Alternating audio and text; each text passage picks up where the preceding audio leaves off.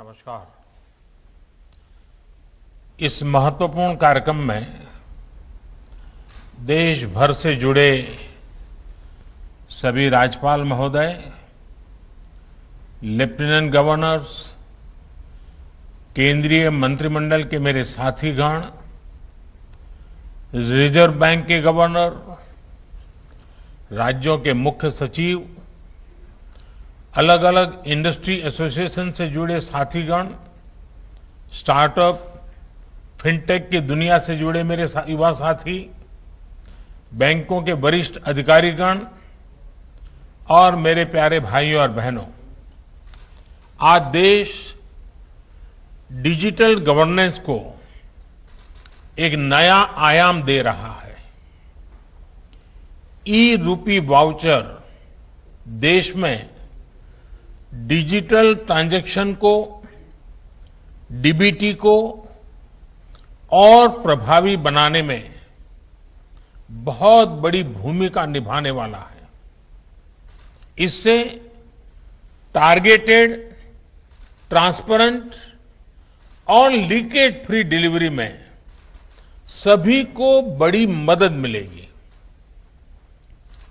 21वीं सदी का भारत आज कैसे आधुनिक टेक्नोलॉजी की मदद से आगे बढ़ रहा है, टेक्नोलॉजी को लोगों के जीवन में जोड़ रहा है, ई-रूपी उसका भी एक प्रतीक है। और मुझे खुशी है कि ये शुरुआत उस समय हो रही है जब देश आजादी के 75 वर्ष पर अमृत महोत्सव मना रहा है। और ऐसे समय में देश ने फ्यूचरिस्टिक रिफॉर्म का एक और अहम कदम बढ़ाया है। साथियों, सरकार ही नहीं, अगर कोई सामान्य संस्था या संगठन किसी के इलाज में, किसी की पढ़ाई में या दूसरे काम के लिए कोई मदद करना चाहता है तो वो कैश के बजाय ई-रूपी दे पाएगा। इससे सुनिश्चित होगा कि उसके द्वारा दिया गया धन उसी काम में लगा है जिसके लिए वो राशि दी गई है। अभी शुरुआती चरण में ये योजना देश के हेल्थ सेक्टर से जुड़े बेनिफिट्स पर लागू की जा रही है। मान लीजिए कोई ऑर्गेनाइजेशन सेवा भाव से भारत सरकार के द्वारा जो मुफ्त वैक्सीन दी जा रही है उसका लाभ लेना नहीं चाहता है, लेकिन जो प्राइवेट अस्पतालों में जहां कुछ कीमत देकर के वैक्सीन चल रही है उसमें भेजना चाहता है। अगर वो 100 गरीबों को वैक्सीन लगवाने की उसकी इच्छा है तो वो उन 100 गरीबों को ई-रूपी वाउचर दे सकता है। ई-रूपी वाउचर ये सुनिश्चित करेगा कि उसका इस्तेमाल वैक्सीन लगवाने में ही हो, किसी और काम में नहीं। समय के साथ इसमें और भी चीजें जुड़ती चली जाएगी। जैसे कोई किसी के इलाज पर खर्च करना चाहता है, कोई टीबी के मरीज को सही दवाओं और भोजन के लिए आर्थिक मदद देना चाहता है, या फिर बच्चों को, गर्भवती महिलाओं को भोजन और पर्यावरण से जुड़ी दूसरी सुविधाएं पहुंचाना चाहता है, तो ई-रूपी उनके लिए बहुत मददगार साबित होगा। यानी ई-रूपी एक तरह से पर्सन के साथ साथ पर्पज स्पेसिफिक भी है। जिस मकसद से कोई मदद या कोई बेनिफिट दिया जा रहा है वो उसी के लिए प्रयोग होगा, ये ई-रूपी सुनिश्चित करने वाला है। कोई अब अगर चाहेगा कि वो वृद्धाश्रम में 20 नए बेड लगवाना चाहता है तो ई-रूपी वाउचर उसकी मदद करेगा। कोई किसी क्षेत्र में 50 गरीबों के लिए भोजन की व्यवस्था करना चाहता है तो ई-रूपी वाउचर उसकी मदद करेगा। अगर कोई गौशाला में चारे की व्यवस्था करना चाहता है तो ई-रूपी वाउचर उसकी भी मदद करेगा। इसे अगर राष्ट्रीय परिप्रेक्ष्य में देखें तो अगर सरकार द्वारा किताबों के लिए पैसा भेजा गया है तो ई-रूपी ये सुनिश्चित करेगा कि किताबें ही खरीदी जाएं। अगर यूनिफॉर्म के लिए पैसा भेजा है तो उससे यूनिफॉर्म ही खरीदी जाए। अगर सब्सिडाइज खाद के लिए मदद की है तो वो खाद खरीदने के लिए ही काम आए।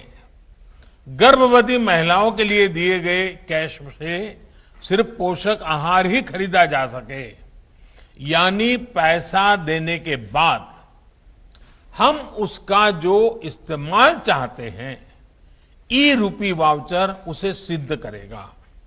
साथियों, पहले हमारे देश में कुछ लोग चाहते थे कि टेक्नोलॉजी, और वो कहते भी थे कि टेक्नोलॉजी तो केवल अमीरों की चीज है, भारत तो गरीब देश है, इसलिए भारत के लिए टेक्नोलॉजी का क्या काम। जब हमारी सरकार टेक्नोलॉजी को मिशन बनाने की बात करती थी तो बहुत से राजनेता, कुछ खास किस्म के एक्सपर्ट्स उस पर सवाल खड़ा करते थे। लेकिन आज देश ने उन लोगों की सोच को नकारा भी है और गलत भी साबित किया है। आज देश की सोच अलग है, नई है। आज हम टेक्नोलॉजी को गरीबों की मदद के, उनकी प्रगति के एक टूल के रूप में देख रहे हैं। आज दुनिया देख रही है कैसे भारत में टेक्नोलॉजी पारदर्शिता और ईमानदारी ला रही है, कैसे टेक्नोलॉजी नए अवसरों को पैदा करने में, उन्हें गरीबों को सुलभ बनाने का काम कर रही है, और कैसे टेक्नोलॉजी सरकार और लाल फीताशाही पर सामान्य मानवीय की निर्भरता को कम कर रही है। आप आज के ही यूनिक प्रोडक्ट को देखिए। आज हम यहां तक इसलिए पहुंचे हैं क्योंकि देश ने जनधन खातों को खोलने, उन्हें मोबाइल और आधार से जोड़ने और जैम जैसी व्यवस्था के लिए वर्षों मेहनत की है। जब जैम को शुरू किया गया था तब बहुत से लोग इसके महत्व को नहीं समझ पा रहे थे, लेकिन इसकी अहमियत को हमने लॉकडाउन के समय देखा। जब दुनिया के बड़े बड़े देश परेशान थे कि लॉकडाउन में कैसे अपने गरीबों की मदद करें, लेकिन भारत के पास एक पूरी व्यवस्था तैयार थी। दूसरे देश अपने यहां के पोस्ट ऑफिस और बैंक खुलवा रहे थे तो वहीं भारत महिलाओं के बैंक खातों में सीधे आर्थिक मदद भेज रहा था। भारत में अब तक डायरेक्ट बेनिफिट ट्रांसफर के जरिए करीब 17.5 लाख करोड़ रुपए सीधे लाभार्थियों के खाते में भेजे जा चुके हैं। आज केंद्र सरकार 300 से ज्यादा योजनाओं का लाभ डीबीटी के माध्यम से, डायरेक्ट बेनिफिट ट्रांसफर के माध्यम से लोगों तक पहुंचा रही है। लगभग 90 करोड़ देशवासियों को इसके तहत किसी न किसी रूप में लाभ हो रहा है। राशन हो, एलपीजी गैस हो, इलाज हो, स्कॉलरशिप हो, पेंशन हो, मजदूरी हो, घर बनाने के लिए मदद हो, ऐसे अनेक लाभ डीबीटी से मिल रहे हैं। पीएम किसान सम्मान निधि के तहत 1,35,000 करोड़ रुपए सीधे किसानों के बैंक अकाउंट में पहुंचाए गए हैं। इस बार तो किसानों से जो गेहूं की सरकारी खरीद हुई है उसका लगभग 85,000 करोड़ रुपए सीधा किसानों के बैंक खाते में ही ट्रांसफर किया गया है।